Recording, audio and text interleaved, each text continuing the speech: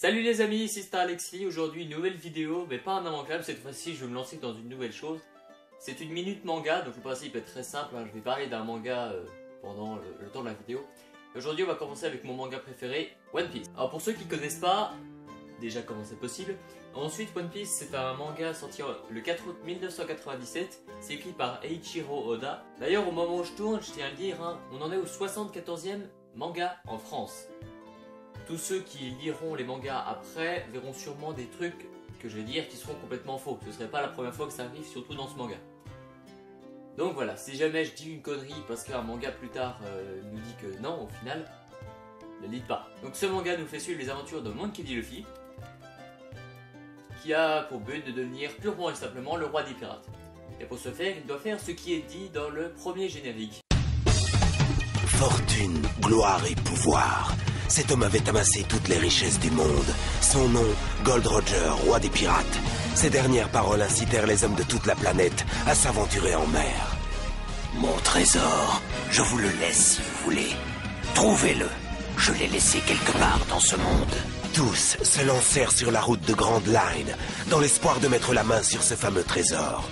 Le monde entier connut alors une grande vague de piraterie. Merci beaucoup, premier épisode, tu places toujours aussi bien l'intrigue. Allez, pour ceux qui n'auraient pas compris, pour apporter plus de précision, il doit parcourir une route maritime faisant le tour du monde pour arriver au bout, sur une île, où serait caché le trésor de Gold Roger, personnage que vous avez vu. Et seulement celui qui découvrira ce trésor deviendra le roi des pirates. Donc voilà, c'est un peu le but de tout le monde, hein, comme vous l'avez vu également dans le générique. La route maritime faisant le tour du monde s'appelle la route de tous les périls. Oui, elle porte très bien son nom et personnellement, j'y passerais bien mes vacances pour certaines îles. Hein. Oui, parce que la route de tous les périls, comme je vous l'ai dit, est une route maritime, elle contient seulement certaines îles très localisées. Je ne vais pas rentrer dans les détails, mais certaines îles sont bien plus accueillantes que d'autres. Pour ceux qui veulent lire le manga, à partir du tome 13, ils arrivent sur la route de tous les périls. Et depuis le tome 13 jusqu'au tome 74, ils sont toujours dessus. Oui, je dis île au pluriel, étant donné que Luffy n'est évidemment pas tout seul sur son bateau. Hein. Ils sont 9 au total. Il y a Luffy, il y a Zoro, il y a Nami, il y a Pippo, ou Usopp hein, pour ceux qui ont regardé l'anime. Il y a Sanji, il y a Chopper, il y a Robin, il y a Franky, il y a Brook. Et être à 9 sur un bateau, sur la route maritime la plus dangereuse du monde, c'est pas du tout une bonne idée. Enfin, heureusement qu'aucun d'eux n'est normal quand même. Tous ceux qui sont normaux, c'est-à-dire Nami, Pippo, Sanji, Zoro, ils ont des aptitudes qui les rend assez puissants en fait. Nami, elle ressent les changements climatiques, ce qui fait d'elle une super navigatrice. Elle dessine les cartes, ce qui fait encore d'elle une super navigatrice. Et elle vole tellement bien qu'elle fait à elle toute seule les 40 voleurs. Alors Sanji est un cuisinier d'exception. Pippo a une précision hors du commun, ce qui lui vaut bien sa fonction de tireur. Enfin de canonnier pour ceux qui préfèrent. Et Zoro, c'est un très bon combattant. Combattant, c'est tout. En fait, il est complètement nul, je vois pas pourquoi j'en parle.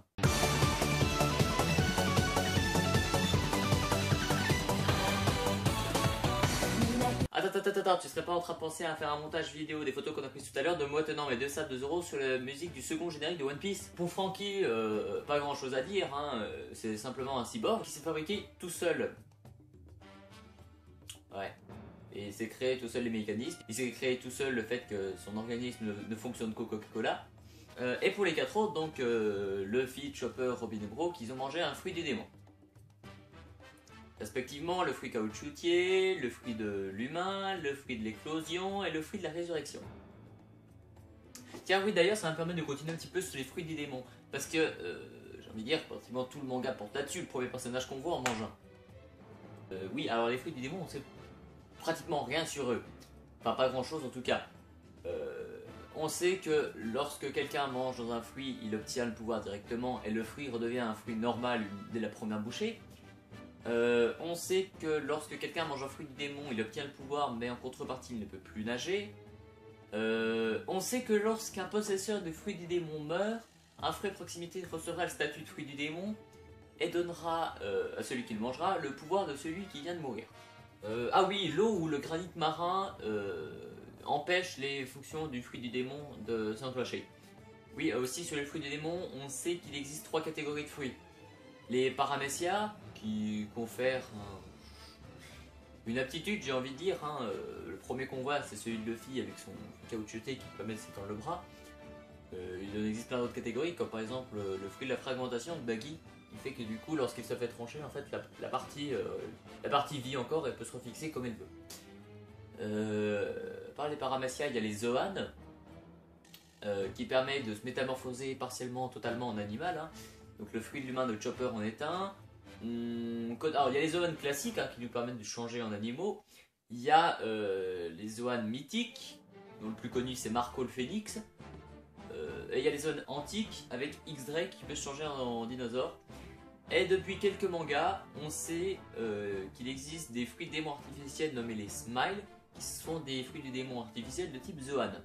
Et uniquement Zoan. Et troisième catégorie, ma préférée, les Logia. Les Logia, pour vous donner une idée, c'est à peu près aussi rare que de trouver de l'or dans l'espace, mais un possesseur de fruits du démon sur 2 a un Logia. Pas de l'or de l'espace, un Logia. Les Logia font des changements avec des éléments naturels. Le premier Logia qu'on voit par exemple c'est Smoker avec la fumée. Il y a beaucoup de personnes qui possèdent du Logia. Et le Logia rend invincible à tout type d'armes contrairement aux deux autres. Que dire d'autre Oui si tiens, parlons de combat. En plus des armes de tout le bordel, il existe également ce qu'on appelle des fluides. Il y en existe également 3 types. Hein. Il y a le fluide sensitif, qui permet de savoir où une attaque va venir et donc permet de positionner pour l'esquiver. C'est cheaté. Il y a le fluide combatif, qui fait qu'une partie de ton corps ou une arme que tu auras choisi va devenir bien plus dur que tout ce qui existe. Oui, je sais, plus dur que ta bite, c'est bon. Et permettra d'ailleurs de toucher les détenteurs de pouvoir Logia, ce qui est déjà pas mal cheaté aussi. Et le troisième, le fluide royal qui touche une personne sur 1 million. En principe, hein, c'est comme les Logia, c'est méga rare. Et le fluide royal permet, en un clin d'œil, j'ai envie de dire, de... Merde, je vais chercher. De faire s'évanouir absolument tous nos adversaires, mais à condition que celui-ci ait un niveau bien inférieur en puissance que soi. Voilà, on sent bien que c'est équilibré quand même dans ce manga, on sent bien qu'il va y avoir des batailles épiques, continues, explosives, pendant au moins 3 ou 4 mangas d'affilée. Et bah c'est le cas. Ah ouais, je vous jure. Prenez du tome 39 au tome 43, je crois, la bataille de Enies Lobby. Alors oui, je sais, c'est pas toujours le même combat, mais ça reste des combats non-stop. Et si vous voulez toujours le même combat contre le même adversaire pendant plusieurs mangas, je peux vous conseiller du tome 64 ou 66. 66, d'accord, les 3 premières pages, mais c'est contre Audi et sa bande. Voilà, ça reste quand même pendant 3 mangas. C'est quand même qu'il y a un écart de force assez faible, et pourtant, du tome 64 et 66, Luffy possède les 3 fluides, pas dans le tome 39. Bon, en plus du fruit des démons, des fluides et tout le bordel qui va avec, on a également des espèces assez exclusives, j'ai envie de dire, à One Piece. On a les humains normaux, hein, qui sont tout aussi bizarres que vous et moi, peut-être pour la simple et bonne raison qu'on en est. On a les monstres marins qui vivent à Calm Belt. Calm Belt d'ailleurs, je vais m'attarder un petit peu dessus pour vous expliquer. La route de tous les périls est une route maritime en ligne droite. Avec beaucoup de vent, avec des changements climatiques complètement inconnus. Sur chacun des côtés, il existe une parcelle de mer appelée Calm Belt, où il n'y a absolument aucun vent, où l'eau est hyper calme, jusqu'à ce que les monstres marins qui y habitent, et qui n'habitent que là d'ailleurs, sortent.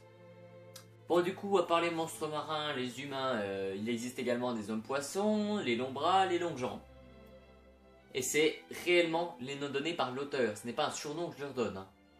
C'est un petit peu comme si moi j'appelais les Chinois les... Je vais peut-être pas la faire en fait celle-là. Je reviens sur le premier épisode que j'avais un petit peu abordé au début. Comme toute adaptation de manga, le premier épisode est foireux, et ça n'a jamais autant été le cas qu'avec One Piece. Premier manga, 4 premiers chapitres, qu'est-ce qu'on voit? On voit Luffy petit qui mange un fruit du démon avec Shanks le roux. Alors Shanks le roux n'a pas mangé le fruit du démon, et Shanks le roux est un personnage clé. On voit Luffy qui part à l'aventure, et qui réduit à main nue, en un seul coup de poing, un monstre à l'état de tapette. On voit qu'il échappe à un typhon en se mettant dans un baril, et on voit que le baril en question, enfin le tonneau si vous préférez, est recueilli par une pirate, oui, qui prétend être la plus belle du monde, et quand on voit sa gueule, c'est juste pas possible. 4 premiers chapitres. Premier épisode, qu'est-ce qu'on voit? on voit Luffy dans un tonneau. Enfin, je m'excuse. On voit plus précisément un tonneau à la mer recueilli par des soldats de la marine.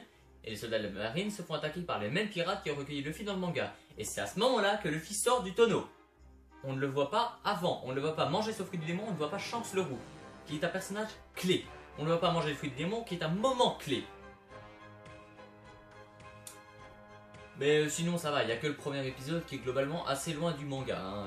Pour ce qui est du reste, c'est relativement proche. Si ce n'est que Pipo s'appelle Usopp dans l'animé et j'ai mis du temps à l'accepter. C'est ce qui fait que pendant un moment je ne regardais pas l'animé. Mais depuis quelques mangas, on voit maintenant qu'il s'appelle effectivement Usopp et plus Pipo. D'ailleurs, je ne sais pas pourquoi. Bref, je pourrais vous parler des heures de ce manga que j'adore, mais YouTube a ses limites, mon imagination aussi. Donc note de la fin, si jamais j'ai réussi à attiser votre curiosité en vous parlant de ce manga, je vous conseille de le lire. Ça vaut soit pesant de cacahuètes. C'est quoi cette expression la con? Allez, c'était Star Alexis, ciao.